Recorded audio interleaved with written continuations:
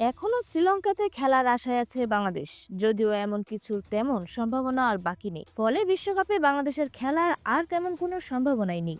ভারতে গিয়ে বিশ্বকাপ না খেলার ব্যাপারে এখনো অনড় আছে বাংলাদেশ। আইসিসির কাছ থেকে চেয়ে নেওয়া 24 ঘন্টা সময়ের মধ্যে সর্বশেষ মুহূর্তে সর্বশেষ মিটিং হয়েছে সরকারের সাথে ক্রিকেটারদের।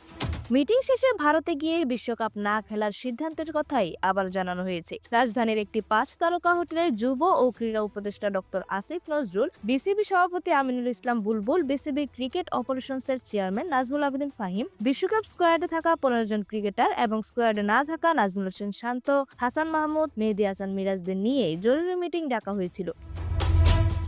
সেই মিটিং শেষে বাংলাদেশের বিশ্বকাপ খেলার ব্যাপারে চূড়ান্ত সিদ্ধান্ত জানান আসিফ নজরুল। সংবাদ সম্মেলনে আসিফ বলেছেন, আমি এখানে বাংলাদেশ ক্রিকেটের দলের সবার ভক্ত নাজমুল, মিরাজ, নুরুল হাসান সুহান, লিটন দাস, তানজিদ হাসান তামিম, আমরা সবাই চেয়েছি বিশ্বকাপ খেলতে, যেহেতু তারা কষ্ট করে এটা অর্জন করেছে। কিন্তু আমাদের নিরাপত্তার যে ঝুঁকি ভারতে, সেটার কোনো পরিবর্তন হয়নি। আসিফ আরো বলেন, আমাদের একজন প্লেয়ারকে এভাবে আইপিএল থেকে বের করে দেওয়া হয়েছে। একজন মুস্তাফিজকে যদি নিরাপত্তা দিতে না পারে, তারা আমাদের বাকি সব প্লেয়ার, সাংবাদিক, সমর্থক সবাইকে কিভাবে সেই একই দেশের নিরাপত্তা কর্মীরা নিরাপত্তা দেবে?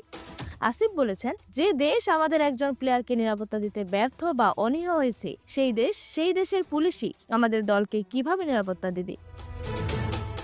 আমরা কিভাবে কনভিন্সড হব? এসব ব্যাপারে আইসিসি কিছু না করে তারা নর্মাল প্রসেস দেখিয়েছে। এমনকি ভারত সরকার থেকেও কোনো রকম যোগাযোগ বা কনভিন্স করার চেষ্টা করেনি। আমরা এখনো আইসিসি থেকে সুবিচার পাইনি, আশা করি আইসিসি সুবিচার করবে। বহু ইতিহাস আছে, নিরাপত্তা ঝুঁকিতে অন্য জায়গায় খেলা হয়েছে। আমরা আশা করছি এখনো আইসিসি আমাদের নিরাপত্তা ঝুঁকির ব্যাপার বিবেচনা নিয়ে শ্রীলঙ্কায় ম্যাচ খেলার সুযোগ করে দেবে। আসিফের বক্তব্য শেষে বিসিবি প্রধান আমিনুল ইসলাম বুলবুল বলেছেন, মুস্তাফিজ আইপিএল থেকে নিজে থেকে নাম সরিয়ে নেয়নি, ইনজুরড ছিল না, নিরাপত্তাজনিত কারণে আইপিএল এর দল থেকে তাকে বাদ দেওয়া হয়েছে। আইসিসির সাথে আমরা যোগাযোগ করেছি 4 জানুয়ারি, আমাদেরকে বিকল্প ভেন্যু দিতে বলেছি। যোগাযোগের এক পর্যায়ে আমরা প্রতিষ্ঠা করতে পেরেছিলাম এই নিরাপত্তার কারণে 1996-2003 সালে যে ঘটনাগুলো ঘটেছিল সেগুলোই বলেছি। বুলবুল আরো বলেন, আমরা শ্রীলঙ্কায় খেলতে চেয়েছি।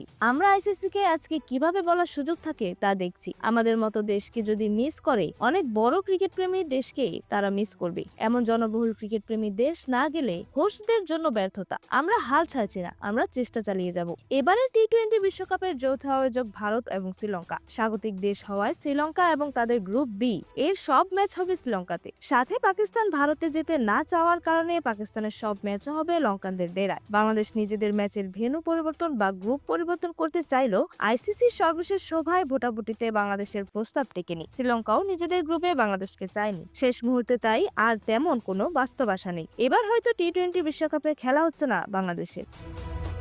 এরকমই যে কোনো খেলার আপডেট সবার আগে পেতে অবশ্যই চ্যানেলটি সাবস্ক্রাইব করে রাখুন। ধন্যবাদ। প্লেবাজ নিউজ।